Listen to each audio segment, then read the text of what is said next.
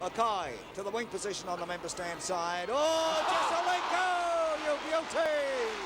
Yeah, the passing of Mike Williamson, and as much as those calls were all against Collingwood, the St Kilda Premiership in 1966, and of course the Jesselenko mark in 1970, which turned the game Carlton's way. Mike was actually a Collingwood supporter, and tonight the Collingwood Football Club will wear black armbands to honour Mike Williamson's memory and his contribution to football in the VFL and the AFL. He did a fantastic series, and I hope the AFL dig these out, in the early 80s, Darcy, where he went around and interviewed all the great personalities of football.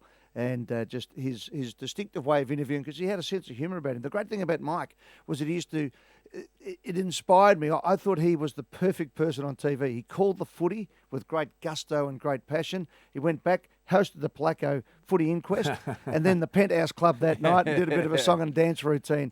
He did game shows and quiz shows, Tell the Truth, all these different things. So you're saying basically that you wouldn't be who you are without Mike Williamson. He inspired me. Which is one as black a mark kid. against I was his going to say, Mike, yeah. He inspired me. I Leave looked that at- one off the I used to epitaph. watch him and Bill Collins, the same thing. Bill would call the races and then come and do, host the Penthouse Club himself later on. They'd cross to the trots with Mary Hardy and the trots out at the showgrounds and then at Moonee Valley and places like that.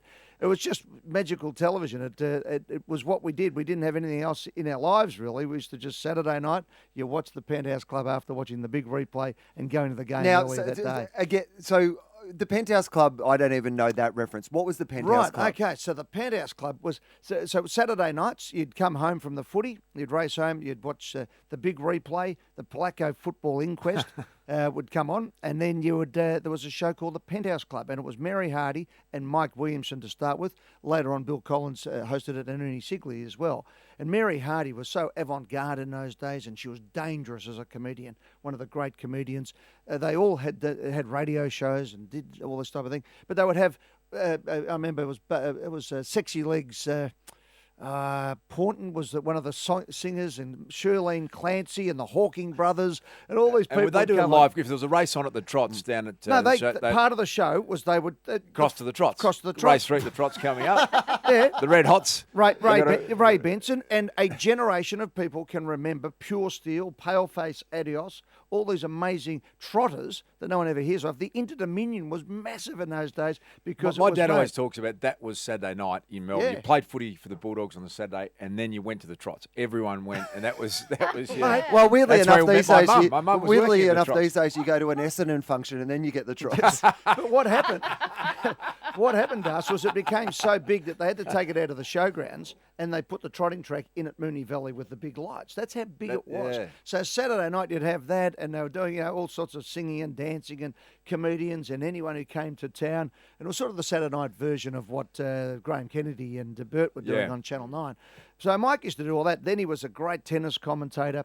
And but I think one thing we should all remember, though, that is would live long after Mike has now passed away, and that is his granddaughter got leukemia, and Mike shaved his head in sympathy because she was going to lose her hair.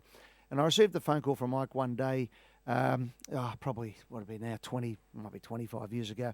And he said to me, Ed, can you give us a bit of a hand, you and Sam and the guys, when the footy show was at its peak? I said, what can we do for you, Mike? He said, you know that the Royal Children's Hospital are breaking all sorts of new ground in the search for the cure for childhood leukemia. He said they are $75,000 short and the whole thing's going to get wound up. All this wonderful research that's gone into it. So we got together and a whole team was put together, and I was lucky enough to chair the committee alongside Mike. But Mike drove it. Mike was the bloke who was doing it with all his mates, Bobby Skilton, all the heroes of the past. We did sportsman's nights and things, and the experts from the Royal Children's Hospital came down. And the first thing we did, I think we raised $250,000 the first go. Bottom line is, Mike Williamson saved the Leukemia Research Institute at the Royal Children's Hospital, or played a major role, and it continues to be the groundbreaking area to the point where childhood leukemia is nearly done. We're getting a lot closer to it. So Mike Williamson, you beauty. And Gerard Waitley last night had a very good idea. He called on all commentators over the weekend, and I put this to you, Gus, at the first decent mark that you're calling, we want to hear, doesn't matter if it's Darcy Moore, you beauty. Yep. And on Monday on AFL 360, See if we can I get hope one we in, can yeah. cut them all together and get every commentator calling the footy over the weekend in great difference to the wonderful Mike Williamson to say "You Beauty." To finish up on, mate, one of the highlights of my life was he said yes and came to my engagement party.